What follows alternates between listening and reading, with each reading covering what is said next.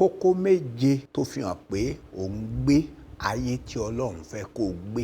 Mo rántí bíi 40 ọdún sẹ́yìn ní ìgboro Ìbàdàn yìí, pàápàá ní agbègbè Agodi Gate. Àwọn aládùúà wọ́n máa ń kó àwọn wèrè kan kiri, wọ́n wá máa kọrin pé ara ń bẹ tí mo fẹ́ dá, káráyé má pa kádàrá mi dà.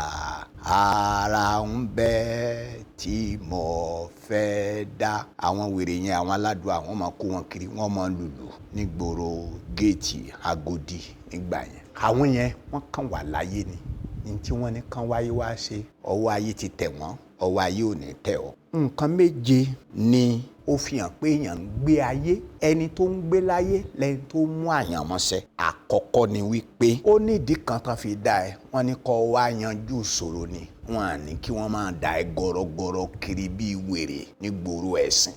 Ìṣòro tó sì tí wọ́n rán ẹ wáyé wá yanjú, tó bá ti rí inú á máa bí ẹ.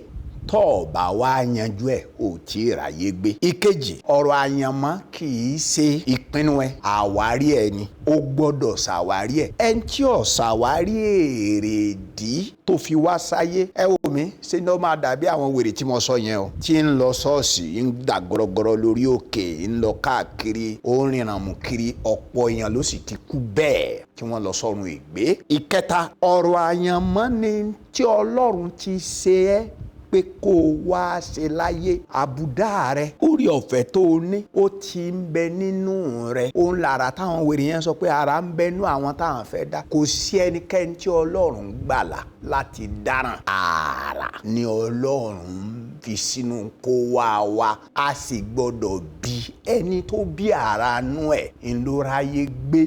Bẹ́ẹ̀ni. Ìkẹrin, ohunkóhun tó o bá kórìíra, ohunkóhun tí o bá tẹ́ ọ lọ́rùn, òun ni wọ́n rán ẹ wáyé wá ṣe. Tí ń bá yín sọ̀rọ̀ àyànmọ́, àní tó torí ẹ̀ sọ̀kalẹ̀ látayérayé wá sínú ìgbà.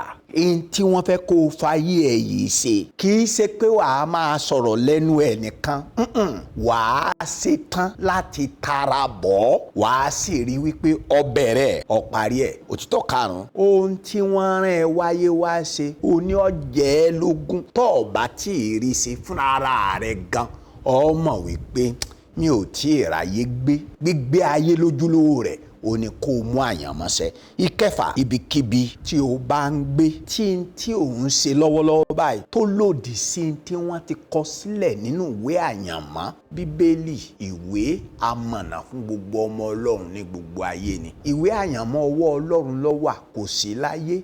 Ẹ̀mí mímọ́ ní máa ń fi àṣírí ohun ìjìnlẹ̀ yìí hàn wá. Ìgbà yẹn lèèyàn tó bẹ̀rẹ̀. Ìgbà tó o bá ń ṣe tó ń bẹ nínú ìwé yẹn, ìwé àyànmọ́, ìgbà yẹn ló tó ń gbé ayé. Paríparí ẹ̀, rírí ayé gbé, ó ní ká máa tẹ̀lé Olúwa. Ká di ẹni tí Ọlọ́run fẹ́ ká jẹ́. Yẹn ni pé kí ẹni tó Ọlọ́run mẹ̀ sí ní ayérayé kó lè hàn gbangba nínú ìgbà. Ká sì wá rí ẹ pé òun ṣe tí Ọlọ́run fẹ́ kó o ṣe. Ìyẹn ni wọ́n ń pè ní gbígbé láyé. Ọ̀rẹ́ mi, ọ̀pọ̀ ọ̀rọ̀ ló ń bẹ nínú ọkàn mi tí Olúwa fi síbẹ̀, tí ó ní kí n pín pẹ̀lú àwọn àyànfẹ́ láti múra wọn sílẹ̀ fún ìrìn àjò ìmúṣẹ àyànmọ́. Ní oṣù kẹjọ ọdún tá a wà yìí, ní ọjọ́ kẹsàn-án títí di ọjọ́ kẹrìndínlógún, 9th to 16th of August, ọ̀sẹ̀ kan péré náà, níjọ́ méje. Ó yẹ kó o lè fi ọjọ́ méje lẹ̀ fún Olúwa kó o fi gbọ́ ọ̀rọ̀ ayé ẹ lórí ọ̀rọ̀ àyànmọ́ kó o lè mọ̀. Kàn sí líǹkì tó ń bẹ lábẹ́ fọ́nrán yìí. Lórúkọ Jésù Kristi yóò dára fún ẹ. Rí i pé